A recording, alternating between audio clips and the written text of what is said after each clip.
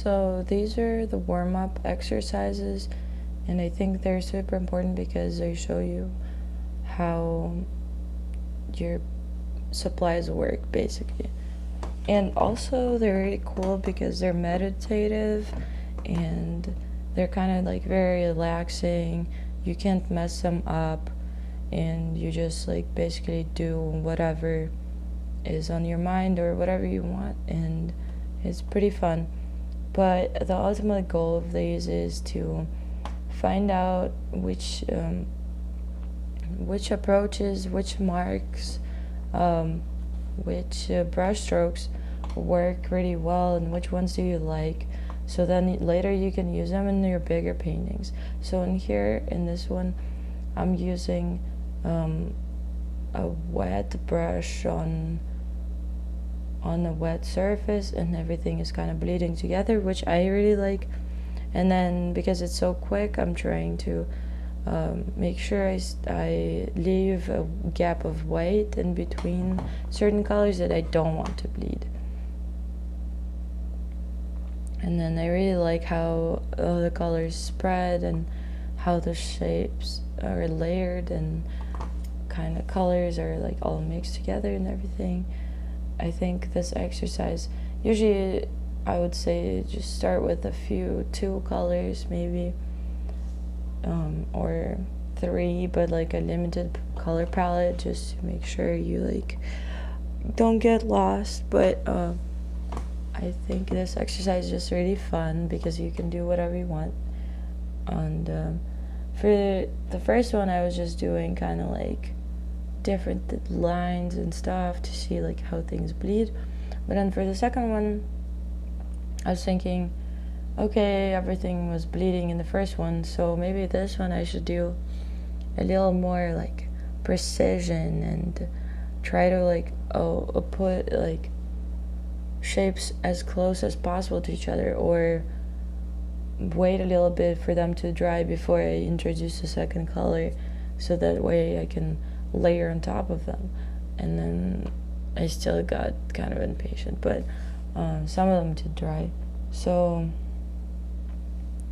here I'm trying to make them not touch, but then they touch a little bit, which is okay though, because that's like what the whole idea is, to like warm up for a bigger painting. Just get a feel of your brush, just like get used to holding it the right way, because there is kind of like a right way, but the right way is for you to be comfortable to hold it, to make the marks that you want to be making.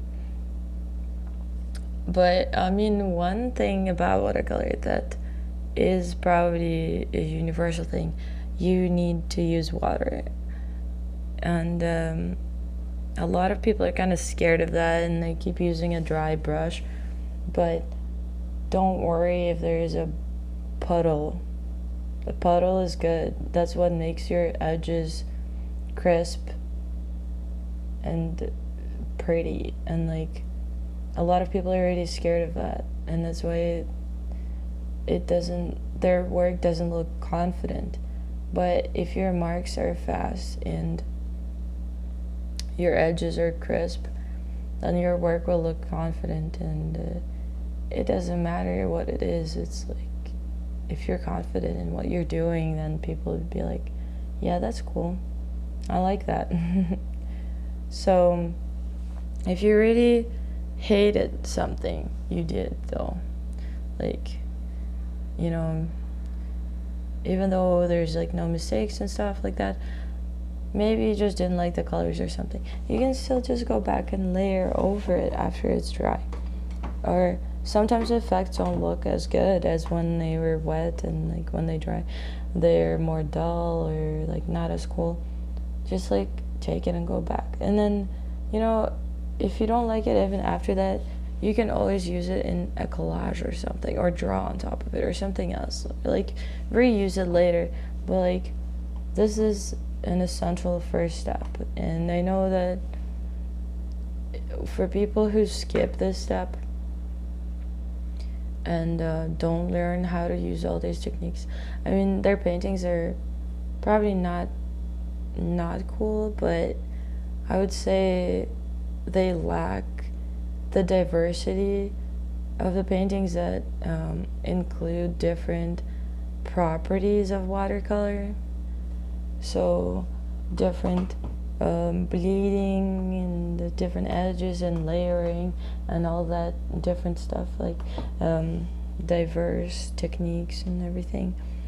I think it's a little bit like boring if the painting is not diverse, because some effects are very cool for certain things that you're painting, and they can really enhance the painting. Like sometimes it's good to use like one effect, and then in a different situation another one would be cool. And like if you only know one, then you're just gonna be struggling to express something else.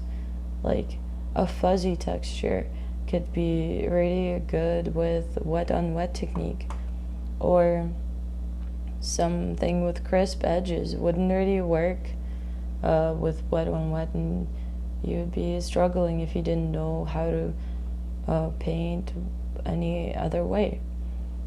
So basically, before you paint, or before I paint, before anyone paints, I think warming up is really important. And also it makes you like care less about your work, because if you're so scared and anticipating how you're gonna paint this amazing big still life on this like huge expensive watercolor paper, it might get a little bit intimidating. So these small exercises that are like quick and careless and relaxing should help you overcome how much you are anxious about like a bigger piece.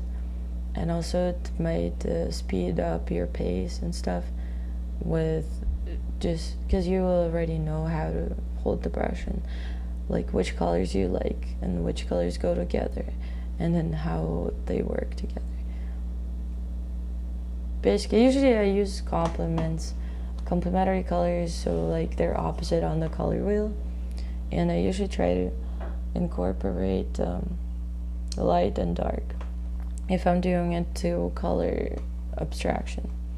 And also I think one important thing in watercolor is that there is no white except for the white of the page, because even though some kits include white, it's for mixing it with other colors. It's not for creating like or covering something up.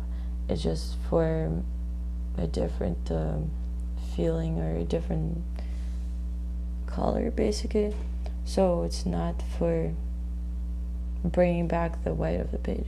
And the white of the page is something that goes away really quickly, and kind of you always kind of regret it sometimes if it's like a big painting with like still life.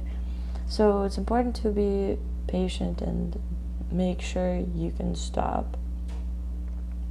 So it's like hard to not overdo with watercolor, because you only need a little bit of pigment. Like if you notice here, in order for me to make all of this work, I have to use only a little bit. And also my watercolors are dry, so if you have wet watercolors, you need just like a tiny blob in your palette, and like they last a very long time, and you can let them dry and you still can use them later.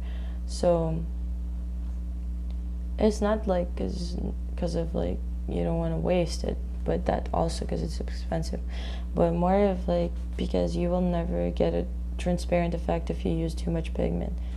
So try different things and try how much pigment you should use and how little pigment can work for you.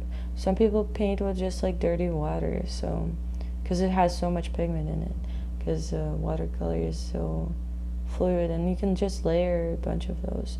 So just try different things.